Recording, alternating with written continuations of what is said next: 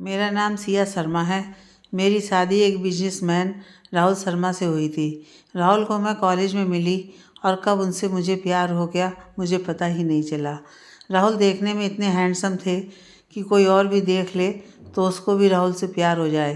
पर मेरी किस्मत बहुत अच्छी थी क्योंकि जितना प्यार मैं राहुल से करती थी उससे कहीं ज़्यादा राहुल मुझसे करते थे।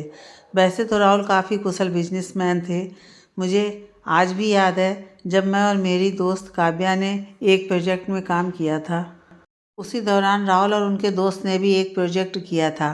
जब मैंने और सारी क्लास ने उनका प्रोजेक्ट देखा था सबको इतना पसंद आया था कि उसकी तारीफ में शब्द कम पड़ रहे थे। राहुल जितना काबिल बिजनेसमैन के साथ एक अच्छे और सच्चे इंसान भी थे।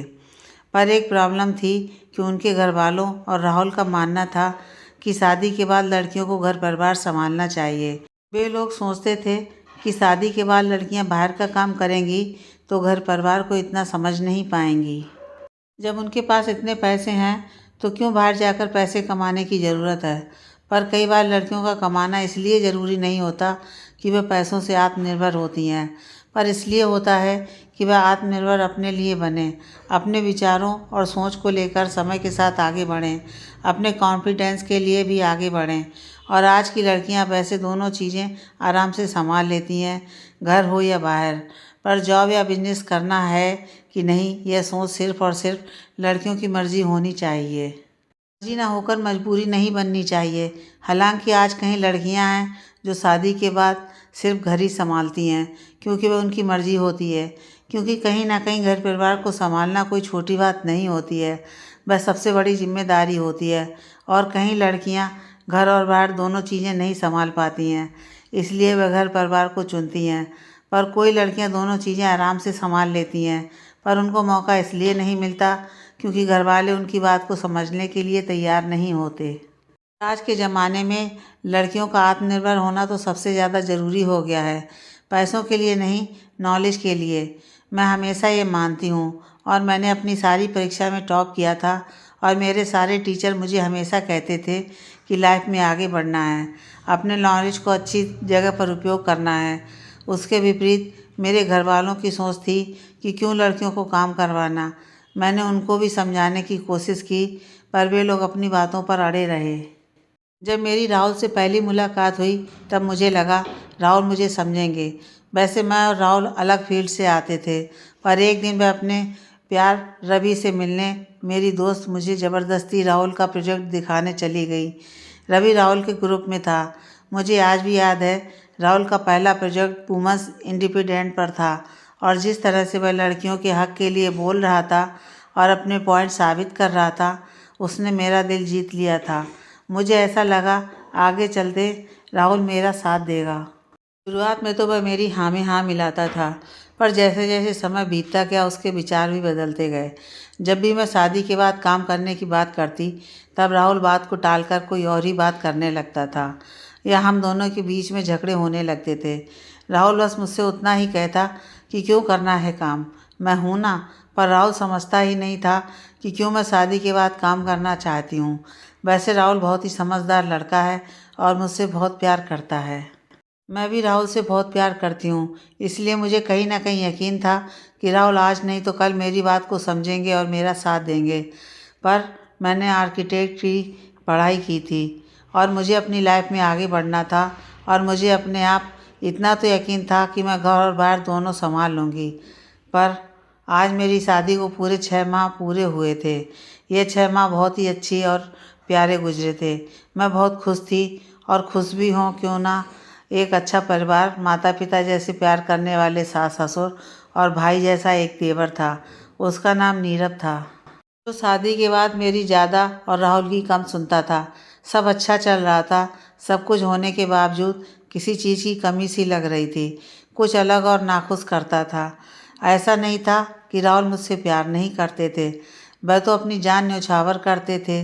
मैं अपने आप को उस चीज़ को लेकर बहुत लकी मानती थी, पर वह मेरा सपना आज भी अधूरा रह गया था।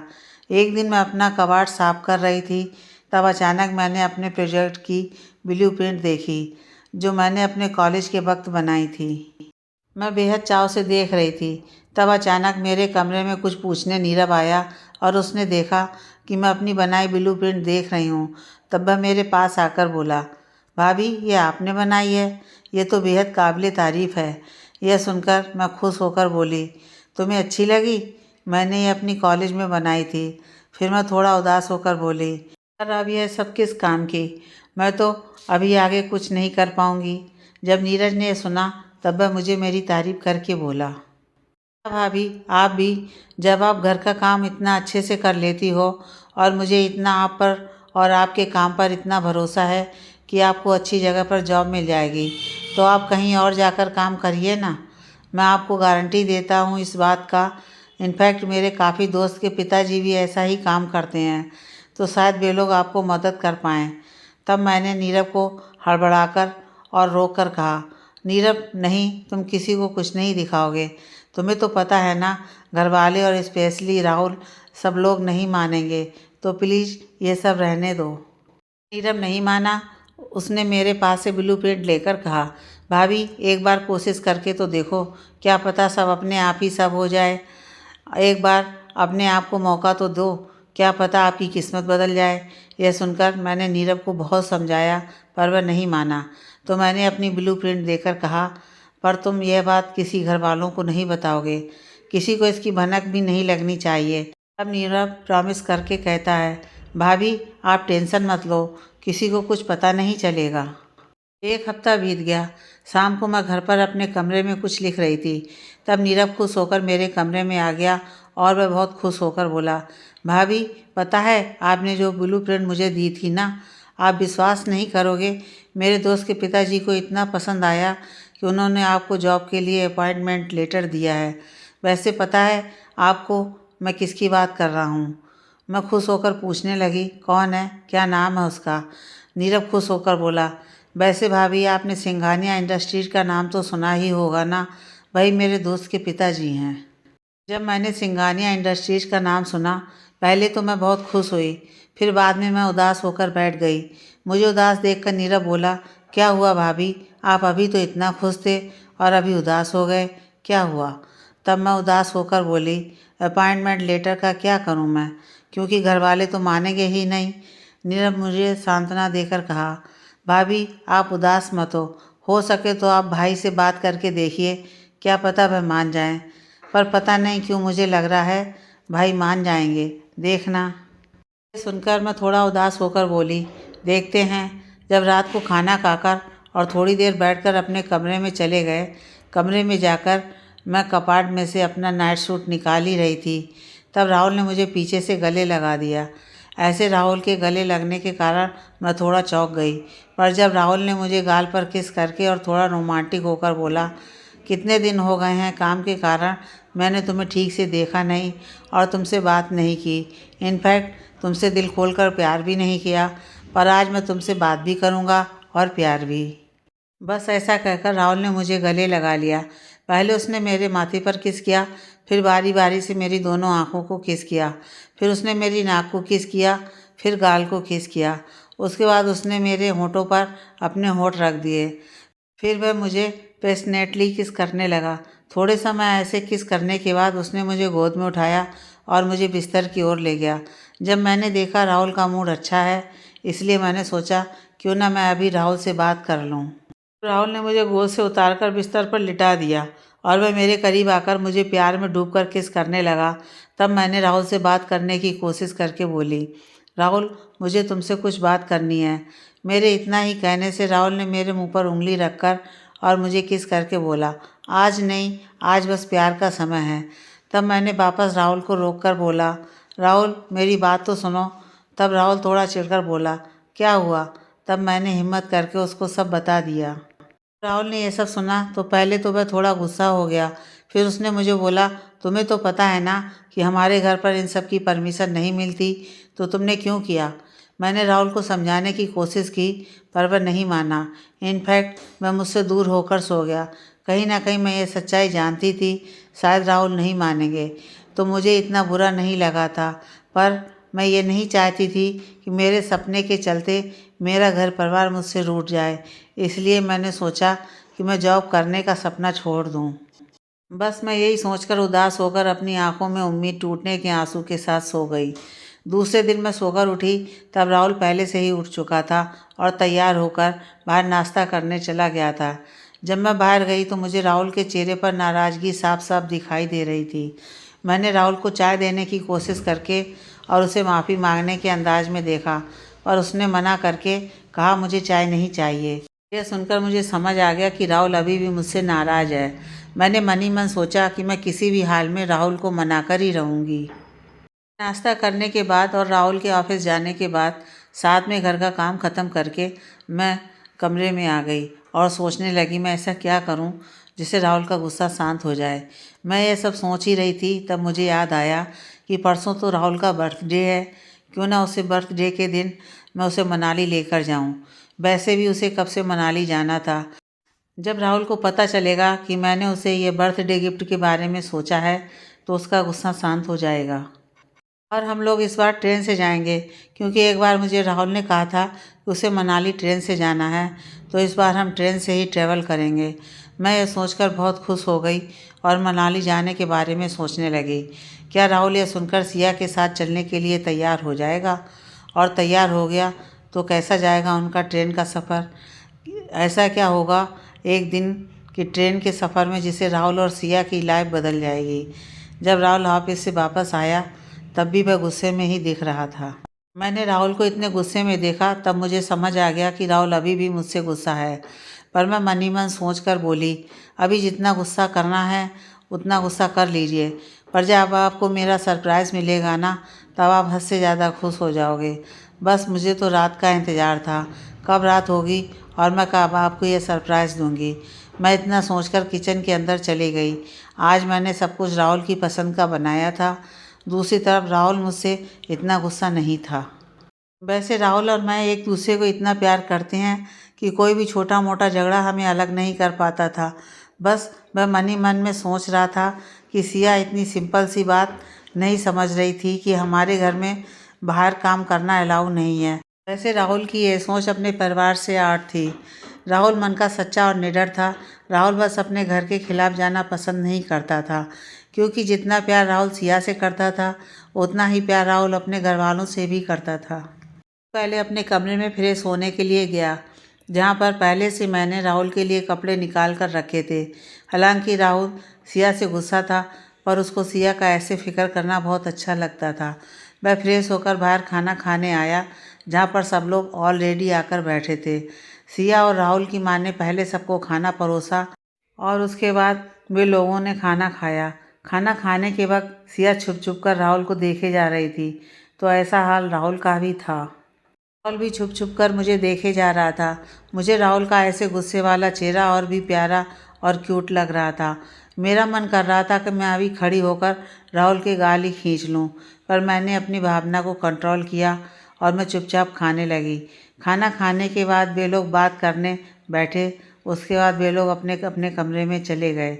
जब सारे घर वाले बात कर रहे थे तब मैं अपने कमरे में जाकर रूम को सजा रही थी और वह सरप्राइज़ को कैसे बताऊंगी उसकी प्लानिंग कर रही थी।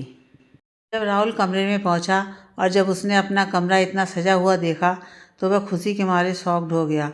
कमरे में अंदर जाने के बाद राहुल ने जब मुझे देखा तो बस देखता ही रह गया। मैंने आज एक बहुत ही अट्रैक्टिव ड्रेस पहनी थी। मुझे कहीं ना कहीं पता था कि जब राहुल मुझे ऐसे देखेगा तो वह अपना गुस्सा भूल जाएगा, और हुआ भी कुछ ऐसा ही। राहुल ने मुझे ऐसे देखकर मेरे करीब आ गया और मुझे बाहों में लेकर और रोमांटिक होकर कहा, क्या इरादा है तुम्हारा? क्या तुम अपनी अदाओं से मारने का विचार किया है? उसके बाद राहुल मेरे चेहरे पर आते हुए बालों से खेलकर और मुझे अपनी तरफ खींचकर कहा, मुझे पता नहीं था कि मेरा गुस्सा होने का इतना बड़ा फ़ायदा होने वाला है। पहले पता होता तो मैं तुमसे बार बार गुस्सा होता। यह सुनकर मैं थोड़ा शर्मा गई और मैं अपने आप को राहुल की बाहों को छुड़ाने की कोशिश करने लगी। क्या राहुल, आप भी मुझे ऐसी कोशिश करते देख राहुल ने मुझे और अपने करीब और शरारत करके बोला, कोशिश भी मत करना, तुम अब मुझे छोड़कर जा ही नहीं सकती। इसके बाद राहुल ने बहुत रोमांटिक होकर मुझे किस कर दिया। सच में राहुल की किसिंग स्किल बहुत ही अच्छी थी। जब भी वह मुझे किस करता था मैं बस उसमें ही खो जाती थी। बहुत देर बाद राहुल ने मुझे छोड़ा, फिर उसने मुझे बाहों में उठाया और बिस्तर की तरफ लेकर चला गया। बिस्तर पर लेटाने के बाद राहुल मेरे करीब आने ही वाला था, तब मैंने राहुल को रोककर कहा, क्या तुम बस एक ही सरप्राइज से खुश होने वाले हो? यह सुनकर राहुल खुश होकर बोला, अब दूसरा कौन सा सरप्राइज़ है? तब मैं बिस्तर के साइड के कॉर्नर से एक एनवलप निकालकर राहुल को दे दिया। जब राहुल ने वह एनवलप देखा तो उसमें मनाली ट्रेन की 2 टिकट थीं। राहुल ये देखकर बेहद खुश हो गया।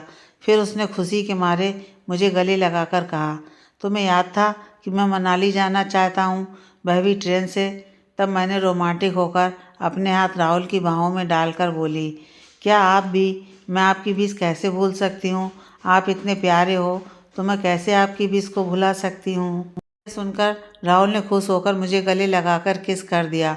फिर वह धीरे धीरे मेरे हाथों से हटकर मेरी आंखों को किस किया, आंखों से हटकर मेरी नाक को किस किया, फिर धीरे धीरे मेरे गालों को चूम लिया। धीरे धीरे राहुल मेरे और करीब आया और उस मधुर और रोमांटिक रात में हम दोनों एक हो गए। जब दूसरे दिन मेरी आँख खुली, मैं राहुल की बाहों में हद से ज़्यादा खुश थी। मैं बस खुश होकर एकटक राहुल को देखे जा रही थी। राहुल सोते वक्त इतना प्यारे लग रहे थे कि मुझसे रहा नहीं गया और मैंने उसके गालों पर किस कर दिया। किस करने के बाद मैं बिस्तर से उठकर तैयार होने के लिए जाने ही वाली थी, तब अचानक राहुल ने मुझे अपनी तरफ खींच लिया। उनके ऐसे खींचने के कारण मैं उनकी बाहों में गिर गई और अनायास ही मेरी नज़र राहुल से मिल गई। हम दोनों एक दूसरे को देखे जा रहे थे। तब राहुल ने मेरे चेहरे से बाल हटाकर और रोमांटिक अंदाज में आकर कहा, किसका जवाब तो लेती जाओ। तब मैंने राहुल को अपने आप से हटाकर कहा, राहुल आप भी ना, मुझे जाने दो, लेट हो गया है ना तो माँ क्या सोचेंगी? तब राहुल शरारती अंदाज में बोला, तो जवाब देने के बाद चली जाना। बस इतना ही कहकर राहुल मेरे करीब आकर मुझे किस करने ही वाले थे, तब मैंने उनको धक्का मारकर बाथरूम की तरफ भाग गई। मुझे ऐसे भागते देख राहुल बोले, सिया यार, दिस इज़ नॉट फेयर। तब सिया बाथरूम का दरवाज़ा खोलकर बोली, everything is fair in love and वार। बस ये कहकर मैंने दरवाज़ा बंद कर दिया और यह देखकर राहुल चिढ़ने का नाटक करके बोला, सिया की बच्ची। बाद में हम दोनों और हमारा परिवार 2 दिन बाद राहुल का बर्थडे सेलिब्रेट करते हैं और उसके बाद राहुल और मैं मनाली के लिए अपना सामान पैक कर लेते हैं। उसके बाद बड़े लोगों का आशीर्वाद लेकर स्टेशन की ओर निकल जाते हैं। ट्रेन के आने के बाद राहुल और मैं अंदर चले जाते हैं और अपना सामान चढ़ाने लगते हैं। तब इत्तेफाक से राहुल का हाथ एक लड़के को लग जाता है। वह लड़का उसी डिपार्टमेंट में और उन दोनों के सामने की सीट पर बैठने वाला था। उस लड़के का नाम राज खुराना था। वह लड़का अकेला नहीं था, उसकी वाइफ के साथ आया था और उसकी वाइफ का नाम अनन्या खुराना था। इत्तेफाक वे लोग भी मनाली जा रहे थे। राहुल तुरंत ही अपना हाथ साइड में करके राज से माफ़ी मांगने के अंदाज में बोला, आई एम सॉरी, वह एक्सक्यूज़ मी, गलती से मेरा हाथ आपको लग गया था। तब राज ने इट्स ओके कहकर कहा, क्या आप लोग भी मनाली जा रहे हो? राहुल ये सुनकर बोला, हाँ क्यों, आप भी मनाली जा रहे हो क्या? राज खुश होकर और अनन्या की तरफ इशारा करके बोला, मैं और मेरी बीवी घूमने के लिए मनाली जा रहे हैं। बस फिर क्या था, वे लोग हाय हेलो करने के बाद बात करने लगे। ट्रेन अपने सफ़र पर चलने लगी और हम चारों बात करने बैठ गए। राज और अनन्या पहले अपनी कहानी बताने लगे कि कैसे वे लोग मिले, प्यार कब हुआ और शादी कैसे हुई। राज ने अनन्या का रोमांटिक होकर हाथ पकड़कर अपनी कहानी बताने लगा। राज अनन्या की आंखों में देखकर बोला, मुझे आज भी याद है कि जब हम पहली बार मीठी बाई कॉलेज में मिले थे। अनन्या कॉलेज में MBA करने आई थी और मैं भी MBA करने आया था। जब हम लोग क्लासरूम में मिले और हम कब एक दूसरे की तरफ अट्रैक्ट हो गए, हमें पता ही नहीं चला। हमारी प्यार की शुरुआत दोस्ती से हुई, फिर धीरे धीरे प्रेजेंटेशन के द्वारा हम एक दूसरे को पसंद करने लगे। हमें एक दूसरे के विचार बहुत अच्छे लगते थे।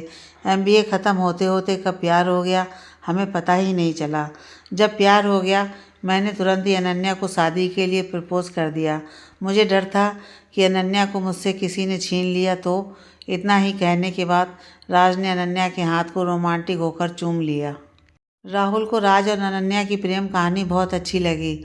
उसको कहीं ना कहीं हमारी लव स्टोरी याद आ गई। मुझे ये बात राहुल की आंखों में दिखाई दे रही थी। फिर राहुल ने मेरा हाथ पकड़ा और उसने हमारी लव स्टोरी बताई कि कैसे हम मिले, कैसे हमें प्यार हुआ और कैसे हम शादी के बंधन में बंध गए। बातों ही बातों में राज ने बताया कि अनन्या कितनी टैलेंटेड है और कैसे ऑफिस में हाजिर जवाब रहती है, साथ में अपना काम कितना लगन से करती है। जब राहुल को पता चला कि अनन्या ऑफिस में काम करती है, तब उसने नॉर्मल होकर पूछा, शादी के बाद अनन्या भी काम करती है? तब राज ने भी नॉर्मल होकर कहा, हाँ, पर ऐसा सवाल क्यों अचानक? तब राहुल ने कहा, तुम्हारे घर में कोई दिक्कत नहीं होती? राज कुछ बोलने जाता उससे पहले अनन्या राज का हाथ पकड़कर और रोमांटिक अंदाज में बोली, मैं इस मामले में बहुत लकी हूँ क्योंकि राज मुझे हमेशा सपोर्ट करते थे और हैं। पहले तो घर वाले नहीं माने, पर फिर बाद में राज ने सबको मना लिया। आज भी थोड़ी थोड़ी प्रॉब्लम होती है, पर राज है ना, इसलिए मुझे कोई टेंशन नहीं होती। सारी बात ख़त्म होने के बाद अनन्या मेरे सामने देखकर मुझे पूछा, तुम क्या करती हो? मतलब तुम कोई काम करती हो? जब मैंने यह सवाल सुना तब मैं थोड़ा उदास हो गई, पर मैं अपने आप को संभाल कर जवाब देने जाने ही वाली थी।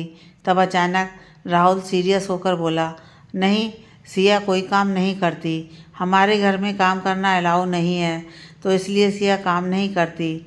जब राज और अनन्या ने सुना तो उनके एक्सप्रेशन थोड़े बदल गए और वे लोग मेरे सामने देखने लगे और उनको मेरे चेहरे पर उदासी साफ साफ दिखाई दे रही थी, पर वे लोग कुछ बोल नहीं पाए। तब अचानक स्टेशन आ गया और गाड़ी रुक गई और थोड़ा मामला नॉर्मल हो गया। स्टेशन रुकने के बाद राहुल और राज बाथरूम जाने और थोड़ा नाश्ता लाने के लिए उतर गए।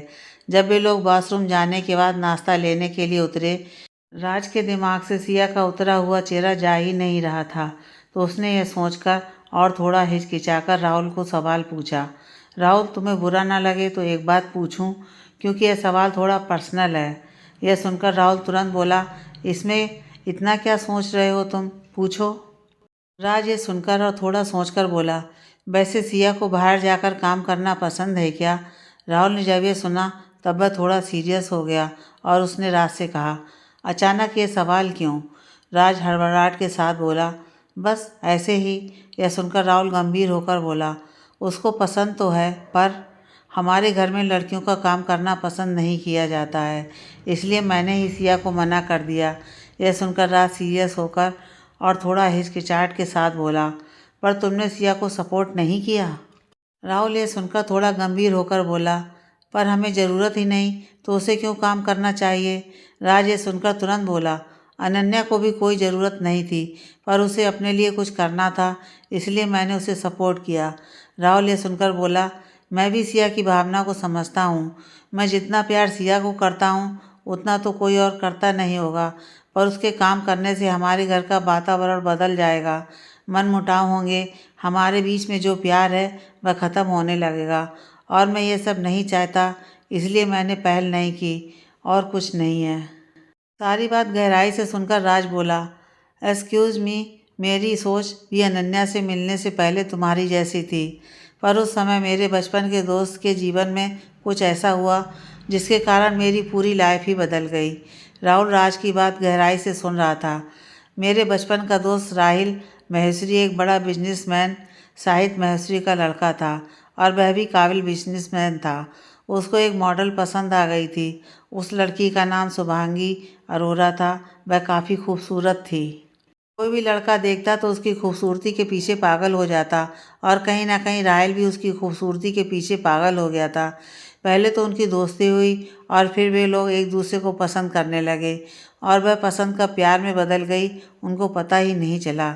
जितना प्यार राहिल शुभांगी से करता था उससे कहीं ज़्यादा शुभांगी राहिल से प्यार करती थी। देखते ही देखते उन दोनों ने शादी कर ली। राहिल शुभांगी से बहुत प्यार करता था और वह शुभांगी से एक सेकंड भी दूर नहीं रहना चाहता था, इसलिए उन दोनों ने जल्दी शादी कर ली। पर शादी के बाद शुभांगी काम करना चाहती थी, पर राहिल के परिवार वालों को शुभांगी का काम करना इतना पसंद नहीं था, इसलिए शुभांगी ने काम करना छोड़ दिया।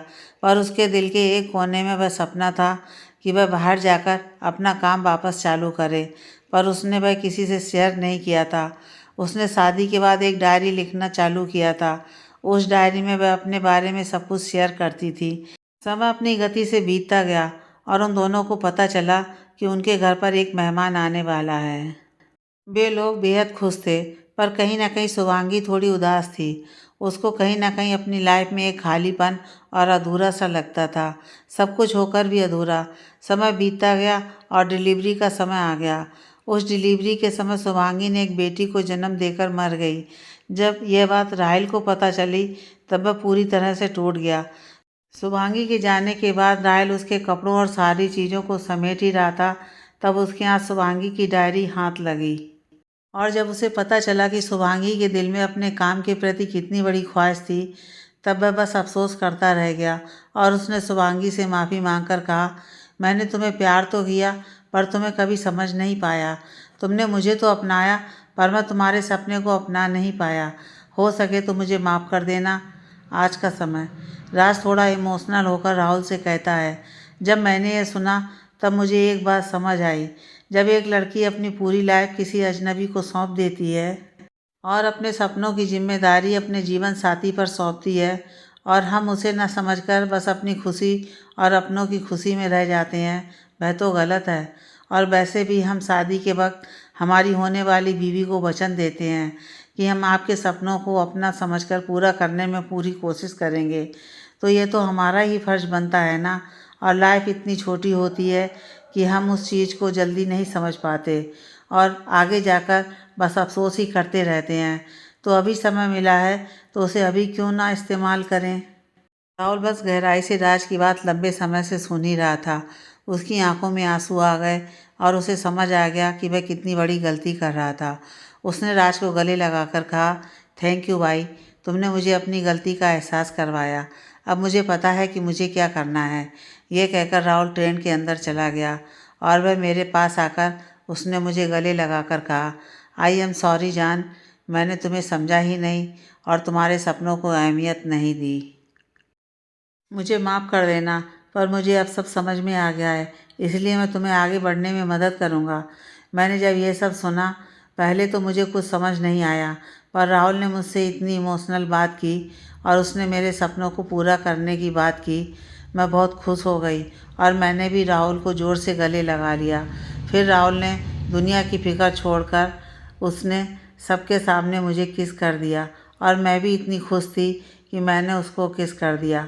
लंबे समय तक किस करने के बाद हम दोनों अलग हुए। फिर हम दोनों मनाली पहुँचे और पूरा मनाली घूमा। वापस आने के बाद राहुल ने मेरे सपनों के बारे में बात की। पहले तो हमारे घर वालों ने मना कर दिया, फिर झगड़ा भी हुआ, पर राहुल मेरे साथ खड़े रहे और सिर्फ उनकी वजह से मैं आज दुनिया की बड़ी आर्किटेक्ट बन पाई हूँ। वैसे मुंबई बहुत ही मॉडर्न हो गया है, लड़कियाँ भी इंडिपेंडेंट हो गई हैं, पर अभी भी कई जगह लड़कियाँ आगे नहीं बढ़ पाती हैं दूसरों की सोच के कारण। तो अपनी सोच ऊंची करनी चाहिए और लड़कियों को इंडिपेंडेंट बनने में मदद करनी चाहिए।